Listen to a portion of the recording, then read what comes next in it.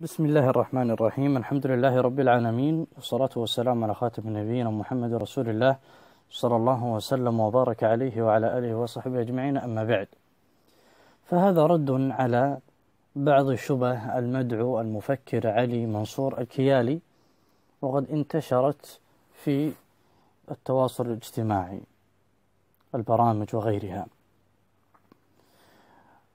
أولا، شبهة تفسيره الفكري لقوله تعالى: قال رب اجعل لي آية، قال آيتك ألا تكلم الناس 3 ليال سويا.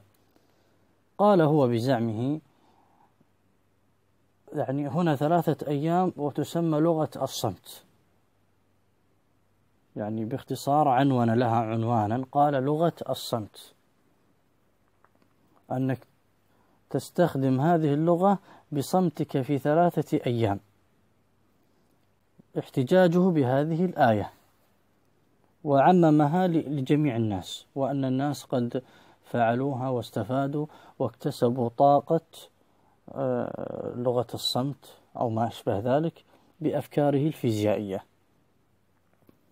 الرد عليه: أولا، الآية أو المعجزة لا تكون إلا للأنبياء باتفاق علماء أهل السنة والجماعة. الآية أو المعجزة لا تكون إلا للأنبياء، أنبياء الله عز وجل ورسله، باتفاق علماء أهل السنة والجماعة. فكيف نأخذ هذه الآية الخاصة بالنبي ونجعلها لبقية الناس والبشر؟ هذا لا يجوز، بل منكر وباطل، باطل عقدي. ثانيا، هذا التفسير تفسير عقلي فكري من عنده، لم يستند إلى كتاب، قال بالتجارب، وآيات الله عز وجل في القرآن ليست بالتجارب والعياذ بالله. ثالثا، تفسير الآية هو الآتي: في تفسير ابن كثير رحمه الله تعالى قال: يقول تعالى مخبرا عن زكريا عليه السلام أنه قال رب اجعل لي آية، أي علامة ودليلا على وجود ما وعدتني لتستقر نفسي ويطمئن قلبي.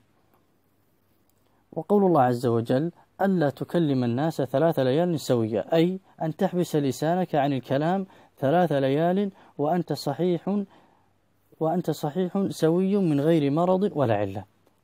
قال ابن عباس ومجاهد وعكرمة ووهب والسدي وقتادة وغير واحد: اعتقل لسانه من غير مرض ولا علة.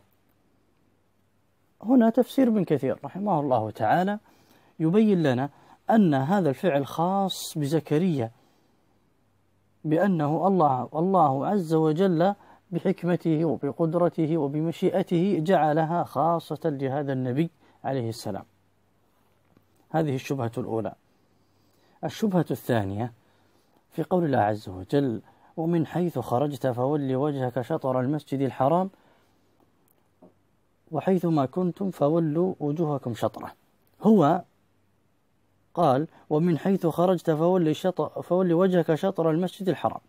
يقول لو كل الناس أرادوا أن يخرجون من بيوتهم عليهم أن يتوجهوا إلى الكعبة لكي يأخذوا هذه الطاقة ثم يسيروا حيث أرادوا. طيب، كيف أخذت هذا المعنى وهذه الفائدة؟ من أين لك هذا؟ إنما مرجعك هو العقل والفكر، والذي يقدم العقل على الدين إنما هو من أصحاب الرأي المفكرين من المعتزلة والأشاعرة وغير ذلك. وإنما نحن أهل السنة والجماعة نقول ما قاله علماء الصحابة رضوان الله عليهم والتابعين ومن تبعهم بإحسان إلى يوم الدين. التفسير: في تفسير السعدي رحمه الله تعالى قال الله عز وجل: ومن حيث خرجت. يقول السعدي: أي في أسفارك وغيرها، وهذا للعموم. إذا سافرت في أي بقعة من الأرض، في عموم الأرض، صيغة العموم، أي مكان في الأرض، فول وجهك شطر المسجد الحرام، أي جهته. ثم خاطب الأمة عموما في هذه الآية في أي بقعة من الأرض. الخطاب عموما لهذه الأمة بأن يتوجهوا شطر المسجد الحرام، أي جهة المسجد الحرام. أما أن نتجه من غير عبادة ومن غير طلب أو مطلب شرعي، لا، ولا يجوز لنا أن نفسر القرآن بالعقل.